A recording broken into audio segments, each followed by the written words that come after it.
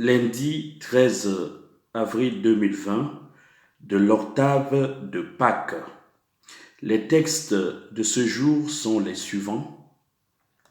Actes des Apôtres, chapitre 2, verset 14, les versets 22 à 33.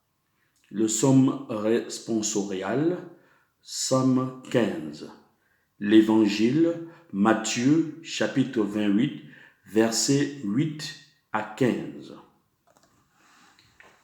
Le Seigneur s'est relevé d'entre les morts, c'est pour nous jour de fête et de joie, car il règne pour les siècles.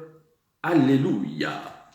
Au nom du Père et du Fils et du Saint-Esprit. Amen. Écoutons l'évangile de Jésus-Christ selon saint Matthieu. Gloire à toi, Seigneur.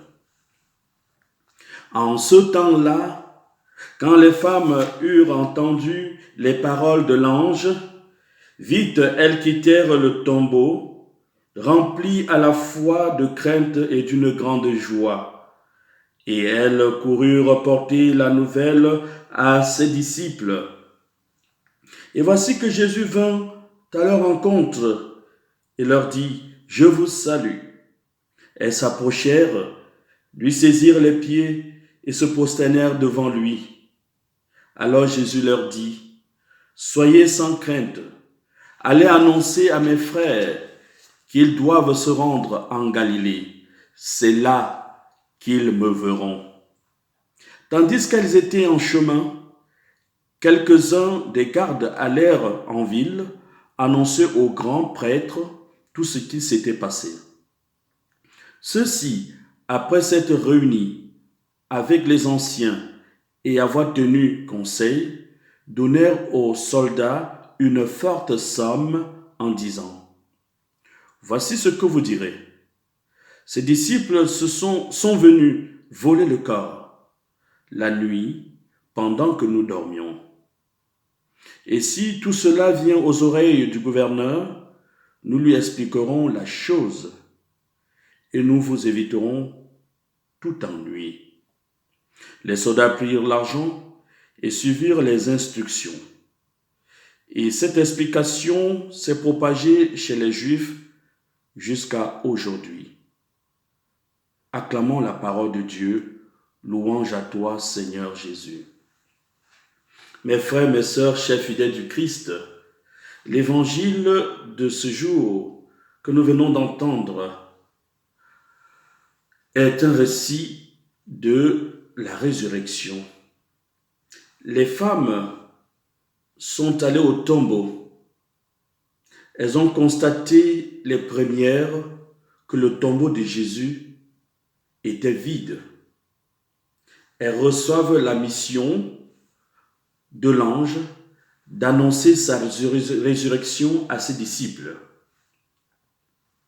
Bien-aimés de Dieu, oui, Dieu, à travers l'ange, nous invite à le chercher grâce à ce que Jésus nous a dit dans sa parole. Je suis tellement heureux de vous savoir nombreux à découvrir au cœur du confinement la parole de Dieu, la prière personnelle, la prière en famille. Comment garder toute votre vie cette habitude pour fonder votre vie sur la parole de Dieu? Les femmes partent du tombeau tremblantes et joyeuses. Elles tremblent parce qu'elles sont devant la révélation de l'action de Dieu qui a ressuscité Jésus, le crucifié. Elles sont joyeuses à cause de la bonne nouvelle dont elles sont porteuses. Jésus vient à leur rencontre pour leur donner la même mission que celle conférée par l'ange. Allez annoncer à mes frères qu'ils doivent se rendre en Galilée. C'est là qu'ils me verront. Mes frères, mes sœurs, malgré l'abandon et le reniement durant la passion, les disciples du Christ demeurent sa famille, demeurent ses frères. Oui, il en est de même pour nous. Malgré nos nombreux péchés, malgré nos égarements, nous restons les frères du Christ, ces frères qu'il aime et veut conduire à son Père. Comme pour ces femmes, Dieu nous appelle à le chercher. C'est une recherche avec confiance, où nous comptons sur lui et nous pouvons compter aussi sur les autres frères et sœurs. C'est peut-être cette recherche d'une vie au cœur même de nos doutes et angoisses qui nous rend vivants, à la différence des gardes qui jouent le jeu des adversaires de Jésus, qui imaginent un scénario qui tente de réduire à des dimensions raisonnables l'irruption de Dieu dans l'histoire des hommes. Malgré les mensonges organisés, la foi dans le ressuscité rejaillit toujours des tombeaux où on essaye de la murer. Mes frères, mes sœurs, les apôtres doivent se rendre en Galilée, dans ce carrefour des nations. Pour eux, c'est le lieu où ils vivaient, c'est le lieu où ils travaillaient, c'est le lieu où tout a commencé et où ils se sont mis à suivre Jésus. C'est là d'où tout doit repartir. Ils ne sont pas invités pour venir voir le tombeau vide. Non. C'est pour voir le Christ et témoigner du Christ qui les a précédés d'ailleurs en Galilée.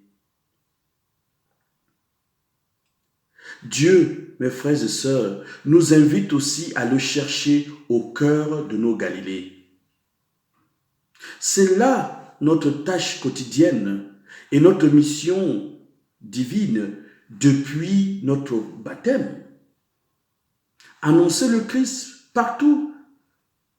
Oui, que tout homme puisse retrouver le Christ, afin que le Christ partout aussi puisse parcourir les routes de l'existence, comme dit Jean-Paul II. Mon frère, ma sœur, connais-tu ta Galilée? Il s'agit pour nous de ne pas chercher Jésus dans les nuages, mais, chers frères et sœurs, chers fidèles du Christ, c'est au cœur de nos vies, en prenant les nouvelles des voisins, des frères et des amis que nous n'avons pas entendus depuis le confinement. C'est en manifestant notre solidarité pour les personnes seules, celles qui sont dans les besoins. C'est là que le Christ se donne à rencontrer. Notre secours est dans le nom du Seigneur qui a fait le ciel et la terre. Enfants confiants, prions le Seigneur. Notre Père qui es aux cieux, que ton nom soit sanctifié, que ton règne vienne, que ta volonté soit faite sur la terre comme au ciel.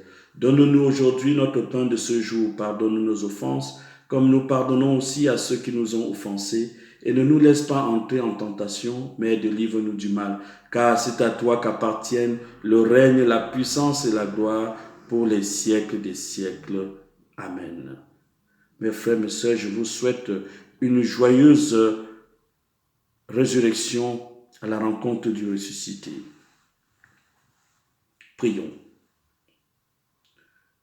Aujourd'hui, Seigneur, tu nous accueilles. Dieu qui agrandit toujours ton Église en lui donnant par le baptême de nouveaux enfants, accorde à tes enfants d'être fidèles toute leur vie au sacrement qu'ils ont reçu dans la foi. Oui, accueille-nous, Seigneur, durant ce temps. Et que Dieu Tout-Puissant nous bénisse, le Père, le Fils et le Saint-Esprit. Amen.